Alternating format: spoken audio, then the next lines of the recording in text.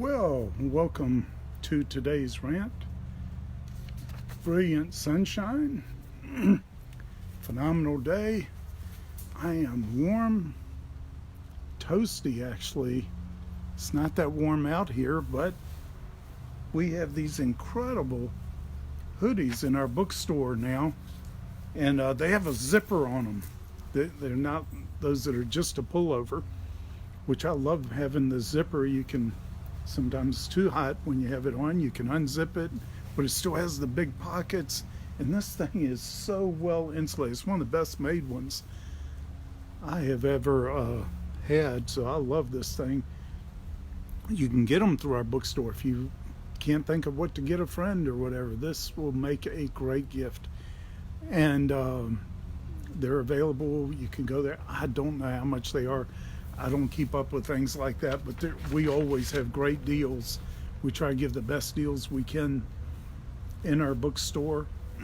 Also, thank you for all the feedback I've been getting on my latest book, The Valley. And the next one, Follow Up, I'm hoping to start working on very soon.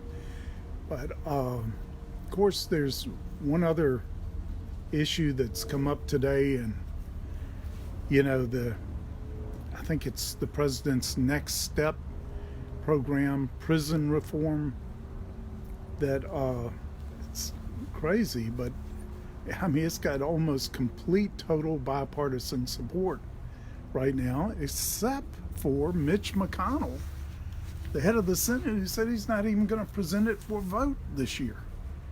Good night. What is his problem? And here's something almost everybody wants. I mean, there's still some issues to be worked out in it. They've been working out. They've been turning into, getting the feedback and turning it into just a much stronger, better bill.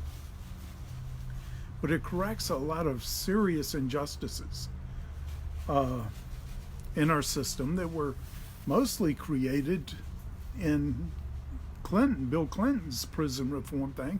Unintentional. A lot of this kind of thing happens, but where you find out there's some consequences of laws and bills that were not intended but are really bad. For instance, the 3-strike program, and where 3 crimes and you're in prison for life. And what happened, what nobody I think foresaw, was that someone who may have committed some very serious crimes, the first 2, but really has changed, really repented, turned back, changed person, gets out and commits a minor crime, relatively minor thing, and that minor crime gets them life in prison because of it's the 3rd strike. And just stuff like that. Sometimes these things need to be adjusted and all. And this new prison reform bill corrects that kind of thing, and also it separates the violent, serious criminals from those who made a mistake, but it's not that serious, not that bad. They shouldn't be thrown in with these violent criminals. And then it has a way to really, instead of just punishing people, to really reform them while they're in prison, give them a chance to change. And it's got some great things to it. I think all the Christian leaders that I know of that have talked about this have been very excited about it. But there's something all Christians, one of the things that we're told is true religion is visiting the prisoners in prison. And when Christians don't do that, when there is not a strong Christian prison ministry,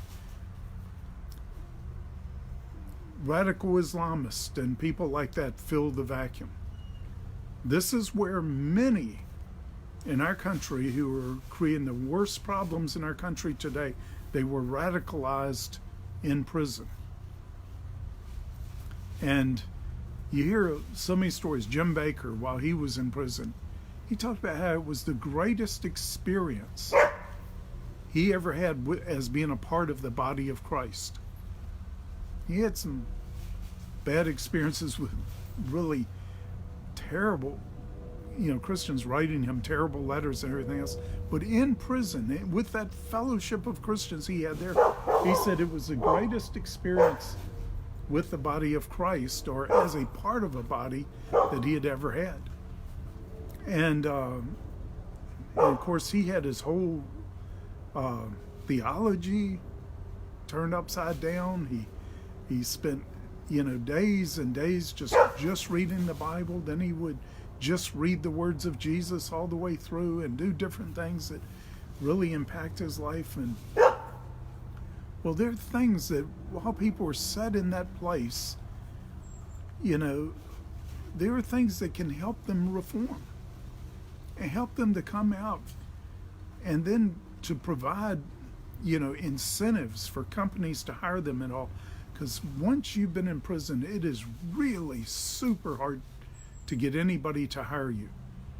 Well, this bill will really help start fixing things like that.